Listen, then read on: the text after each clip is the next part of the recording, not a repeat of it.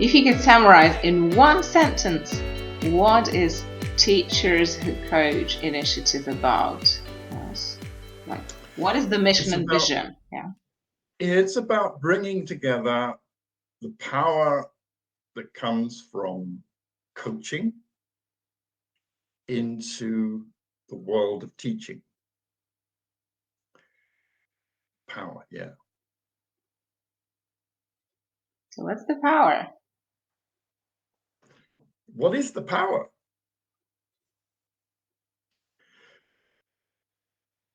The strength to face down fear.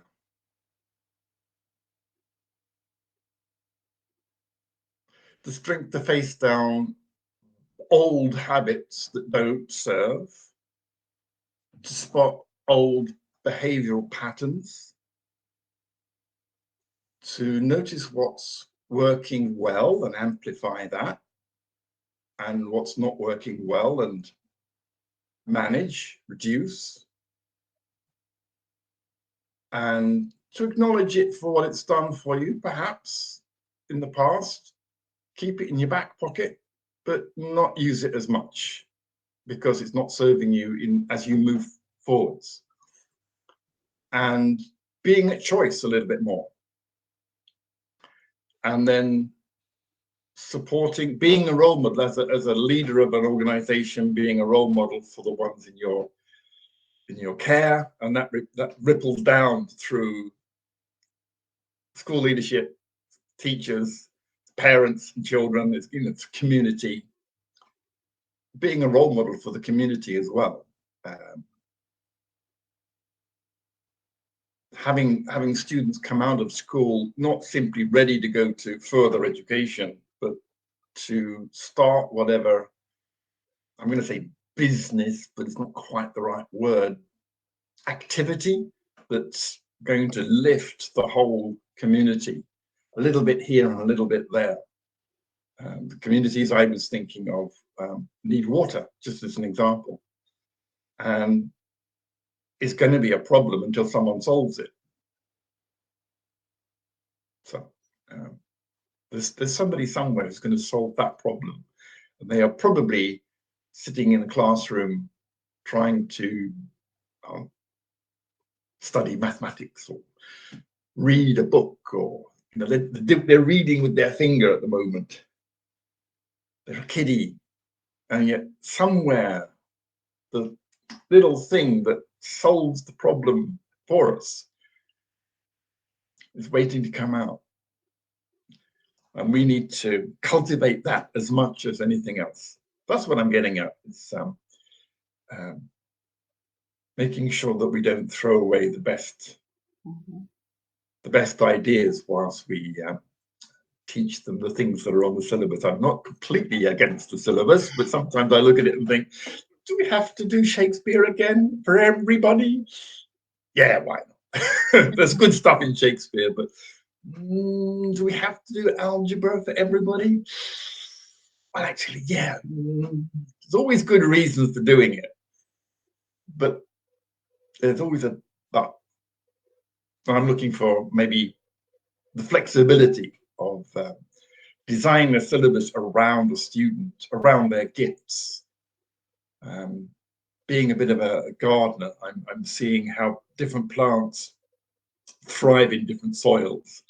And in a school, we tend to put all plants in the same soil and hope they grow. And some of them don't do very well. And then we blame the plant. And that's not a very good metaphor, of course, but I think we can differentiate a little better than we're doing. But it requires resources. It requires the mindset to think beyond the standard solution called syllabus, the standard solution of the way things are.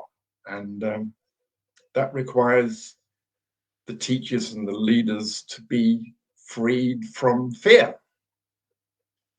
As fear comes back again. So what we do, Teachers Who Coach, is we give teachers and school leaders the opportunity to have a conversation about facing their fear and becoming freed from it. Yeah, you were speaking about mindset, about being present in the moment, being able to improvise and respond to students' needs. Yes. Can you give me an example of specific coaching tools that might help educators do this? Sure. Wow, that was a bit of a change. Yeah, so that was me accessing the library, by the way, looking up there. There's quite a few. So what we do at Teachers Who Coach is conversations around tools. So we do get down to nitty-gritty quite often. And I like doing that. How can I put it? I like getting the words out on the paper, because otherwise they're just bubbles of hot air. They sort of pop, pop, pop, pop, pop, pop, pop. And that's difficult to transport. You've heard them, but they don't really stick in your ears. So I've made cards, like, what do you call them? Playing cards. And we call them coaching cards because they fit in your pocket. They're really, really handy to pull out of your pocket and use in a kind of, I don't know, it's kind of like weaponizing your words. You know, you pull them out. Okay, here come the coaching cards. Bam, bam, bam, bam. Wow, coaching session. And it has that impact of the right coaching words, but the timing is important. So, for example, we've talked about using coaching questions at the beginning of a lesson or the beginning of term to start things off. So instead of, or indeed as well as, telling the students, today we're going to learn about magnets, because that would set things up, you could start off with a question, an open-ended question around magnets. What do we know about them? And by adding lots of curiosity and open-ended questions, you can fish the information that they already know. Obviously, the teacher knows a lot more than they do. Well, I say obviously, hopefully the teacher knows more than they do, and pull in the information that students already got, collect that on the board, and see what they don't know, and find out what they are interested in, and build a lesson from that and what you've already planned. Now, if you're a real strict planner, that's a challenge because sometimes what they want to do and what you want to do is totally different. And then you have to think on your feet. So it takes some courage to use open-ended questions. You can use 1 or 2 or 3 at the beginning, and then when you get happy with them, you can just walk into a lesson. You have an idea. It just says magnetism today. Oh yeah, I know about magnetism. And then you use your open-ended questions to elicit their level of prior knowledge, their level of interest, and you can pique their interest by pulling out what they know and what they don't know, making them aware that there's stuff in the world that they don't know yet that could be useful or interesting or fun, or all 3, or other things. And you set up the conditions for the lesson, which is there's a purpose to this lesson. Then you give them the tools, the equipment, the toys, the whatever. Yeah, the equipment. It sounds like a science lesson when I said magnetism. Sounds like a science lesson. You give them the stuff to play with. Okay, by the end of the lesson, you should be able to answer these 5 questions then. And if some of the questions have come from them, even better. If some of the questions have come from the syllabus, well done. Put those up there. By the end of the lesson, you've got these 5 questions. These are your control questions, which could also be open-ended questions, like, this is closing the lesson with open-ended questions. What do we know about magnetism now? Which is great. So we started workshops using open-ended questions, where we collated them, hundreds of them, into groups of type of question, so that the teacher would be able, when they're beginning to learn how to use them, pull out a reliable set of questions and use them like cards. Bam, bam, bam, bam. Maybe not that quickly. And no, these questions are going to work. They don't have to think of them on their feet, because if they do, they would tend to go back to their old habit of whatever their old habit is. So it helps them with the fear and the habit of going back, the fear of, oh, this is not going to work. These do work. And we gave them, as I said, hundreds of questions, neatly packed, which they could use at the start of a lesson, or when you go up to a group that's perhaps studying around some group work, they have a set of questions, something they're supposed to prepare, something supposed to make, something supposed to complete, and they're not really getting on with the work. And you would maybe go along as a teacher and you want to give them a jolly good nudge, maybe a telling off, what are you up to? What are you doing? But you can ask that question with some curiosity. What are you up to? What are you doing? What's getting in the way? Curiosity. Slightly sarcastic, of course, because you kind of know the answer. What's in the way? What will help you get past it? And you empower the students to solve, instead of telling them, I think you should get your heads down and do some work, instead of telling them, you invite them to solve their own problem, which is maybe to solve a bickering argument, to stop paying attention to what's happening out there, whatever it is. Instead of telling them, you empower them to solve the problem themselves. And that is part of what coaching is about. And so many teachers tell us, oh, we tell the students again and again and again and again. Yeah, stop telling them again and again and again. Ask them once, see what happens. Ask them 3 or 4 times. And what happens is the students say, can we have those questions, please? Can we have those coaching questions pinned to the assignment so that we can coach ourselves? Because we don't need you to do it. And I'm now talking back about teenagers. They don't need to be coached. They can do it for themselves. They become self-empowered learners. Suddenly, the teacher's no longer needed. Well, that's an exaggeration. The teacher is less needed than before. They are not the purveyor of knowledge. They are more a conductor of an orchestra. They are not the police. They only have to encourage and remind. It's a much softer way of doing things. It is a little chaotic because it takes time for them to take on the role of adult, but then the children, it does take time for them to take on the role of adult. And how much of that adult role they can take on depends on their maturity. And the idea is to give them as much as they can handle, as soon as they can handle it, rather than too little. And coaching goes more in the direction of giving them as much as they can handle. Yeah. So the tools that we use, generally speaking, for coaching questions, we started with GROW, and okay, GROW. It's a good model. We use that. Okay, everyone's done GROW. The GROW's been done to death. Grown. It's grown, done it. We used ones I had not heard of. WOOP, W-O-O-P. There was PACE, PACT, all sorts of mnemonics to remember these 4 steps. We had, as I said, hundreds and hundreds of questions coming to us, and we grouped them.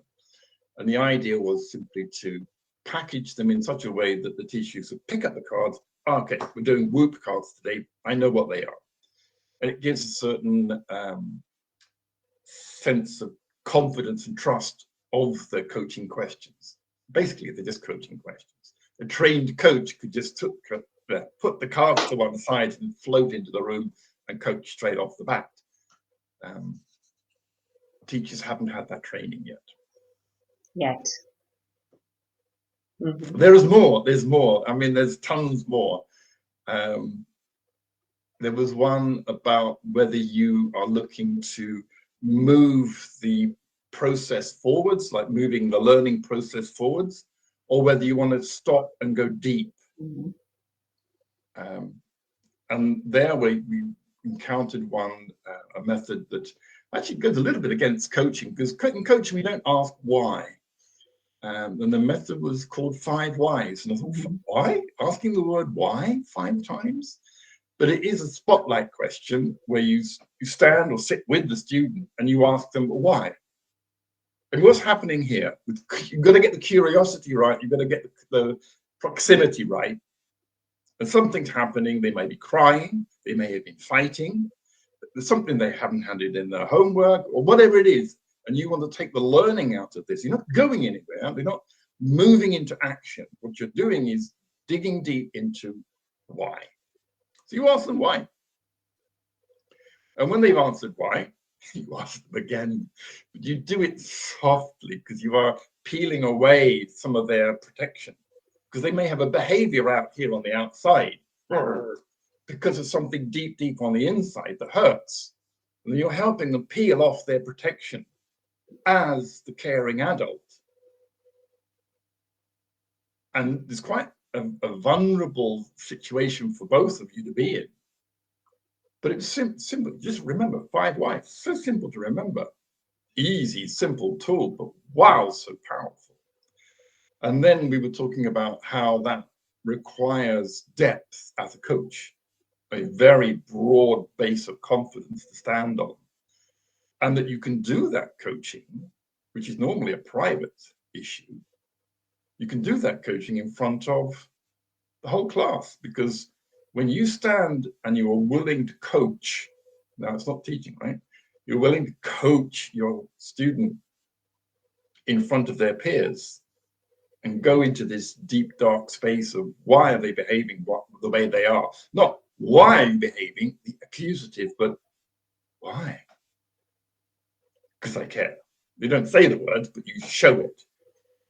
Show, don't tell. It's the writer's guide.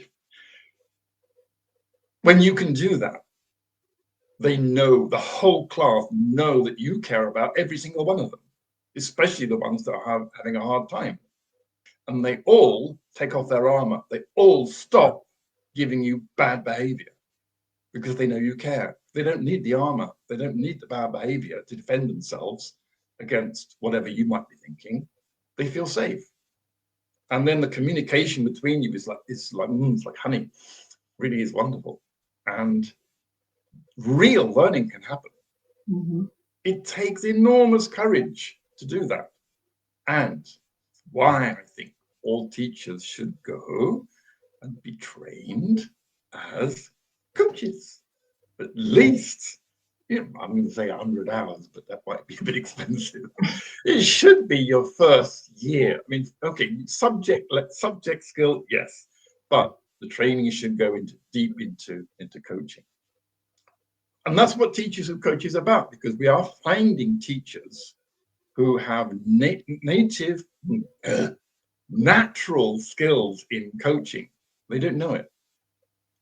And we're just helping them to realize that had they stepped out of teaching into coaching, they would be a natural. They would ace it straight away. And they've only got to take a course. We don't encourage teachers to quit the profession. That's not what we're saying. We're saying just get this training to acknowledge the skill that they've got. Mm-hmm. It's like being a natural singer. Why would you not want to have a little bit of training and then get a microphone and record something? Why hide your skill? Why hide the talent? Yeah, and the coaching cards, they might be like the first step to get a rough idea about what coaching is like before they decide to take up the training. Yes. So where can they get that? Where can they access and get those coaching cards? The coaching cards? Mm-hmm. Yeah. So what we're doing at the moment is gathering what we call members. We had the idea that we would have a presence on LinkedIn. This is now going back to June of this year. We started with the presence on LinkedIn. We have a group. We have members of that group. We have a website, which is much more open. And it's like a little tiny little shoot. Popped his little head above the parapet and, oh, hello. It's teeny tiny and it's attracting people, but not many, some hundreds. And they don't stay. There's no membership. I mean, people come along, they look and they go away, which is fine. We've tracked a couple of hundred unique people. But the members, we know they are there. We've still got their email addresses and that sort of thing. So the members are the ones we can come back to and say, you know, would you like this? We've got this and we've got that. We're trying different things like the cards, like meeting for the cards. So all of those have access to our Google Docs. We have a drive full of coaching cards. Now that is going to expand. I'm writing stuff right now to include a library of useful things, magical things. Open access, we think. Some of the stuff is out on Amazon because it's printed and it's posted, and we don't want to handle all of that. So Amazon get paid to do that, and yeah, a little bit of money as the author comes to me. If anyone else publishes a book through us, then okay, it goes to them. But the idea is that members can get access to that. So some days ago, missed the meeting, some days ago, we decided to open up shop in Facebook, get this right, Blue Sky, Instagram, all the other social platforms, just to have like a doorway saying, hello, we're over here.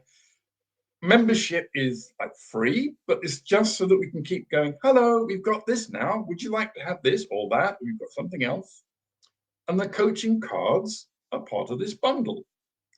They were written collaboratively and shared for free. That's basically the way we do things. So, yeah, sign up for free, grab the cards for free, use them for free. Yeah, amazing. Doesn't actually, the free part refers to, we don't want your money, but what it'll cost you is this. It's going to cost you a little bit of ink to print them out. Sorry about that. Paper as well, I guess. It's going to cost you a little bit of courage to use them. It's going to cost you a little bit of ego, because you ain't going to be the teacher you thought you were. Or maybe you are becoming the teacher you thought you were, because you won't be the front of the room teacher quite as much. Once you start adopting a coaching approach, you will become more of a guide on the side, because the coaching questions will plant seeds in the minds of the students that they are their own best teacher. You're going to be willing to do that. That's the cost. It doesn't cost any money, but it costs you a shift in your identity as teacher. What does teacher mean? If it means I'm at the front, I'm standing behind this lectern, and I am the person in charge, and everyone else shall be silent while I give a lecture. If it means that, maybe coaching's not for you. Or maybe it is, I don't know. Maybe it's the other way around. Maybe you have the greatest need. I've seen some really good coaching done from the front of the room. But if you feel that you're more of a working with the chaos, working with the energies in the room, and being the one who can actually help students take down their armor and learn, coaching is absolutely for you. To help you with the awkwardness, challenges of changing your identity from a teacher at the front of the room to the guide on the side, we have this, what we call the strategic mutual coaching support. We have coaches who very happily will be by your side whilst you make this change. You go from, I think we've described it as a caterpillar to butterfly. I know butterflies don't live very long, but okay. Caterpillar to butterfly. You are one thing, but you're becoming something else. You need to pupate at some point. You need to go through the change, and the coach can be alongside you while you do it. They won't tell you what to do. They won't do it for you, but they'll be alongside you and perhaps support you in your moments of doubt and when it's challenges that appear, and there'll be plenty, I'm sure. They'll be with you, supporting you as you make that change, but you get to make the change yourself. And it could be all sorts of things. We've talked about coaching questions. It could be other things as well. We talked about how you start up a lesson, talked about how you handle motivating the students in group work, how you perhaps tackle a difficult student who's acting out in the middle of the room. All of these things are opportunities for using coaching. And whichever it might be, your coach will be there with you. They could even be there with a bit of a big promise. I don't know if every coach will be there doing this. I was going to say they'll be there with like an iPhone, what do you call it, a smartphone on your shoulder and looking at your class. No, I don't think I could promise that. But mentally, as an image, they will be there with you because you will have spoken with them. Their voice will be with you when you meet that. Fear comes to you that, oh my God, this is going really, really badly. And then you'll hear your coach say, there is no bad. There is only what it is. All right. It is what it is. I judge it as bad. Stop judging it. All right. It is what it is. Right. Okay. That sort of coach on your shoulder is it's a very good metaphor. Mm-hmm. I've forgotten the question. What was it? I don't remember, but it's like I was thinking about these coaching conversation, kind of facilitating learning. Yes, that you take that lesson learned from the conversation to the class where you can use it. Yes, it changes the mindset, as you said. It gives you the opportunity to become more present, like stop thinking, overthinking, and really respond to what's happening at the specific moment. I was wondering, these conversations, how can people actually get a coach like that? Where can they find coaches that will coach them for free? So again, we're very sensitive to the fact that out in the real world, coaching costs money. I used to be a coach who charged lots of money for his time. I won't tell you how much, but it's a lot. I worked a number of hours and I did promotion for perhaps twice that number of hours. And I didn't work full time.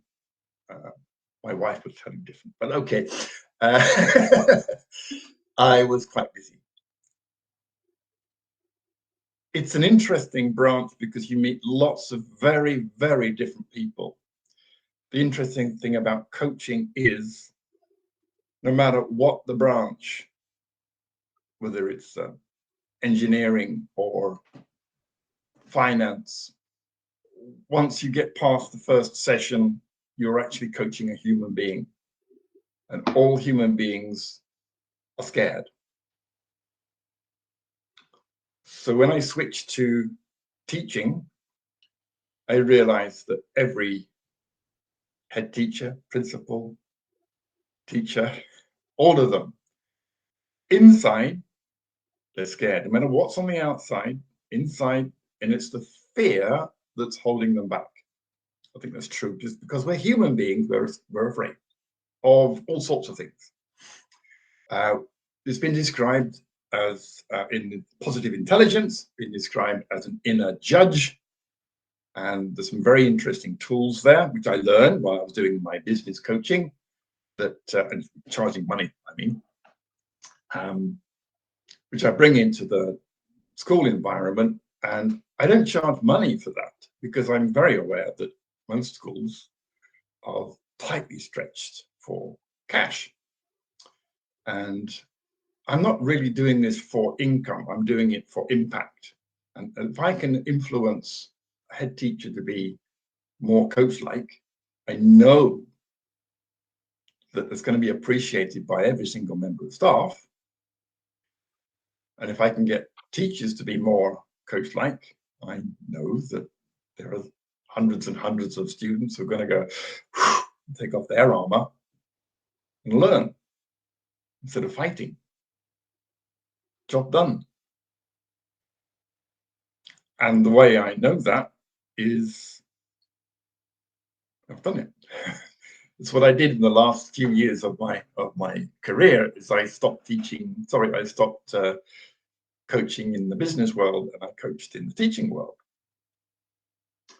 Having done that, and then retired, I thought, how can I do some more? In fact, how can I make this really, really big? Because I wanted to make something that was bigger than myself.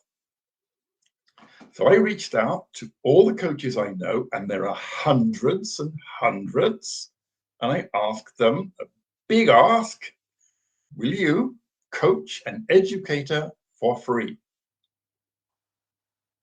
And to my surprise, even the most highly qualified, highly paid, highly charged said yes, because they know the benefits of coaching. Oh, they said, you've got educators who want to be coached. Sure, I won't charge them a penny, ever. If they're willing to be coached, I'll coach them. Of course. And I ask them why. And they tell me exactly the reasons I've just mentioned. If I can coach an educator to be more coach-like, the world's a better place. Please line them up, line them up, line them up. I'll coach them. What's your limit? Oh, well, we talked about our minimum is they have to give 1 hour a week for free. That is even to be considered to be going on our list. We have a list of more than 20 waiting to go on the website. Now we have a website with a list of coaches who have volunteered to coach educators. Finding coaches was easy. Getting educators to say yes is a little bit slower because of what I mentioned before. There's a lot of fear. There's an identity shift that's required. And there's a lot of suspicion around it's free. Shouldn't that cost a lot of money? Yeah, it should. And it's free. Yeah. Huh? Oh dear. So marketing's not straightforward. But we're getting there. And then every now and again, a school principal, a head of department, a maths teacher, an English teacher here and there says, yeah, I'll try it. And they are blown away by being coached because no one ever listened to them like that before. And then there's a question of, well, why doesn't my boss listen to me like this? This is nice. This was like, well, I feel so empowered. I feel human again. I don't feel judged. Hang on a minute. What does this mean for you as a teacher? What does it mean for you as a school leader to feel like this? Oh, so the awakening is happening.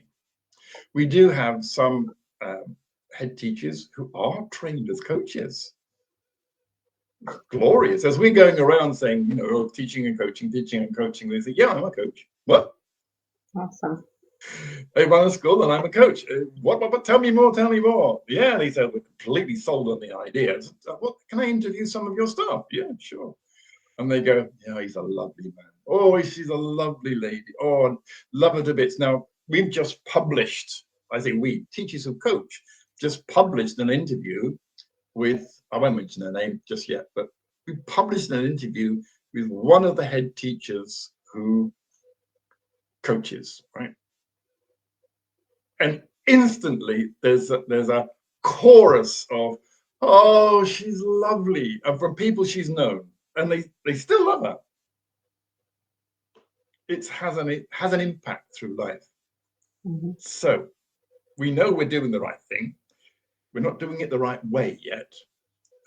There is a website with a huge offering. A table is laid of coaches, certified coaches who are happy and willing to coach educators, and there's no need to pay money because we know that the cost comes in a different way. The cost comes in the bruised ego. The fear is going to get battered